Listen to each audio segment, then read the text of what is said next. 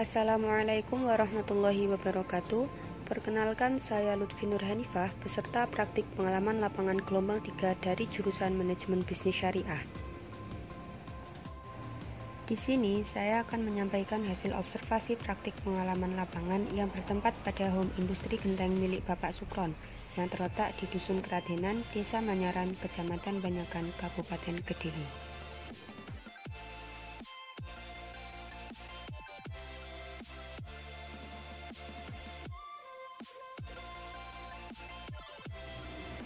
Desa Manyaran merupakan salah satu desa yang terletak di Kecamatan Banyakan, Kabupaten Kediri.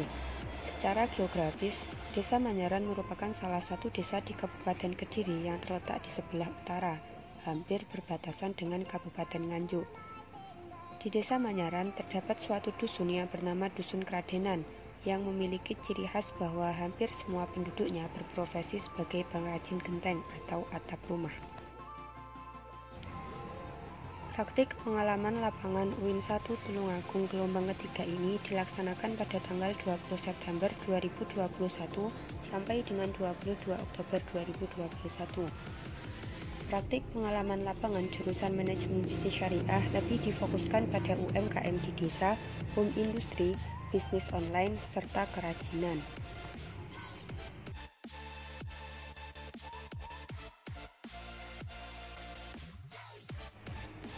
Home industri milik Bapak Sukron ini berdiri pada tahun 1985.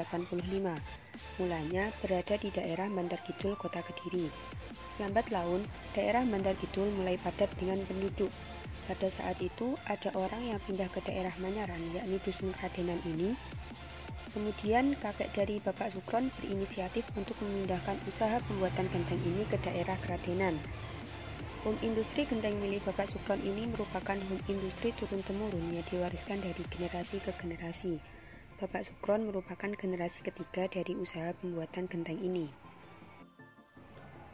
Dalam usaha industri yang skalanya rumahan, Bapak Sukron menjelaskan bahwa beliau tidak mempunyai struktur yang spesifik, karena dalam usaha home industri, pemilik juga merupakan penanggung jawab, pemegang keuangan, serta juga dapat dikatakan sebagai karyawan. Dalam menjalankan usahanya, Bapak Sukron dibantu keluarga dan juga 3 orang karyawan yang membantu dalam proses pembuatan, pengerengan, dan juga pengeringan. Pengerengan di sini merupakan proses merapikan pinggiran sisa pencetakan genteng, agar genteng terlihat lebih rapi. Dari hasil wawancara dan observasi yang dilakukan, mendapat temuan bahwa sebenarnya proses produksi yang dilakukan tidak begitu terkendala dengan teknologi yang sekarang ini berkembang.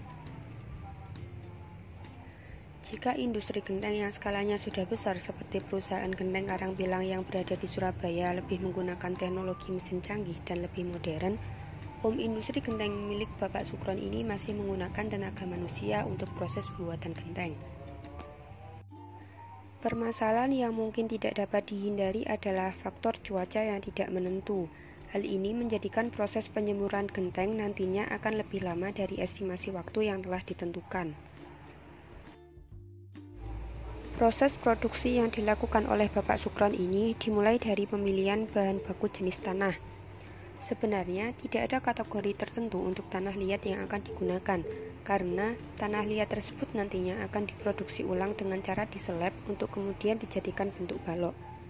Hal ini dilakukan supaya memudahkan pencetakan genteng. Jadi, setiap balok tanah liat tersebut setara dengan 1 buah genteng. Setelah proses pengolahan tanah liat, proses selanjutnya adalah pencetakan genteng. Terdapat beberapa jenis genteng yang diproduksi oleh Bapak Sukron, antara lain genteng mantili, pres, rentul, dan wuwung. Alat yang digunakan untuk pencetakan genteng dijalankan secara manual dengan menggunakan tenaga manusia. Dalam proses pencetakan ini, sistem yang digunakan adalah sistem borongan. Jadi, dalam sehari produksi, 1 karyawan home industri milik Bapak Sukron mampu mencetak 400 buah genteng. Jika terdapat 3 orang karyawan, maka dalam sehari home industri ini mampu menghasilkan 1.200 buah genteng.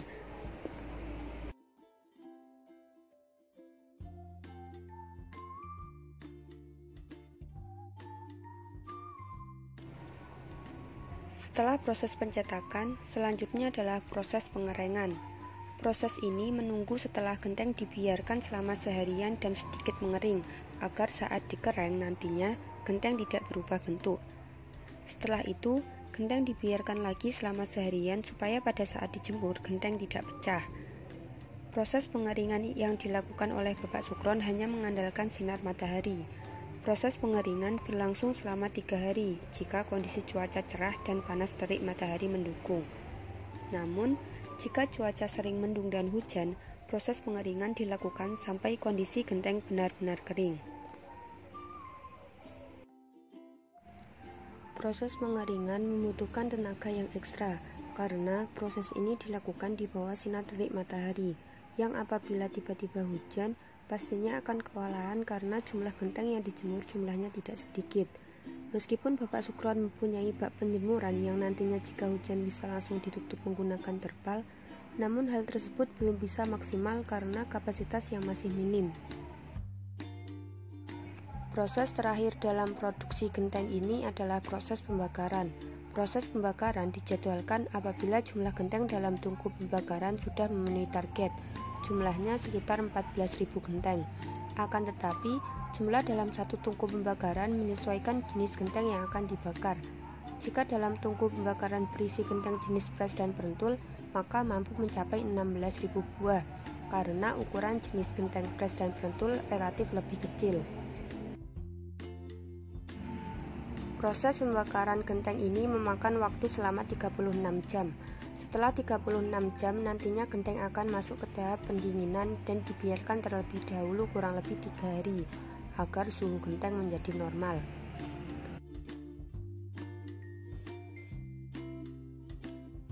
Proses promosi dan pemasaran home industri genteng milik Bapak Sukron saat ini hanya sebatas promosi melalui WhatsApp dan lebih mengarah pada promosi mulut ke mulut.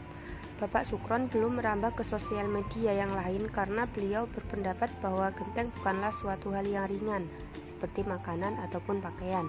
Jadi, jika ada yang akan membeli genteng, harus terlebih dahulu melihat kondisi barang yang ada. Bapak Sukron menjelaskan bahwa pada suatu industri yang skalanya masih rumahan, untuk masuk ke dunia yang serba teknologi perlu sebuah adaptasi. Proses pemasaran genteng milik Bapak Sukron masih mencakup area Kediri dan Nganjuk. Dalam menghadapi persaingan usaha, tidak ada strategi khusus yang dilakukan oleh Bapak Sukron, karena pada dasarnya seluruh kegiatan yang dilakukan oleh industri genteng prosesnya adalah sama. Akan tetapi, perbedaan yang mungkin akan dapat dilihat nantinya adalah dari segi finishing. Bagaimana hasil genteng tersebut, hasilnya mulus atau kasar. Dan hal tersebut dapat dilihat pada saat genteng sudah selesai dari proses pembakaran.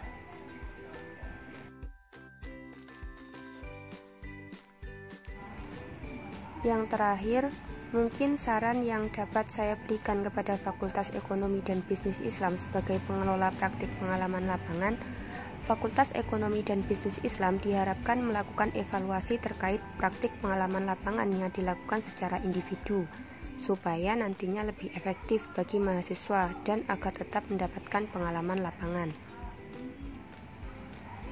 Saran untuk lembaga tempat praktik pengalaman lapangan, semoga tetap menjaga kualitas produk serta melakukan pemasaran dengan memanfaatkan digital marketing, supaya usaha yang dilakukan tetap eksis dan mampu bersaing dengan industri lainnya. Mungkin itu yang bisa saya sampaikan sebagai peserta praktik pengalaman lapangan gelombang 3 Fakultas Ekonomi dan Bisnis Islam UIN 1 Tulungagung. Semoga apa yang telah disampaikan tadi dapat memberikan manfaat kepada semua pihak. Sekian, wassalamualaikum warahmatullahi wabarakatuh.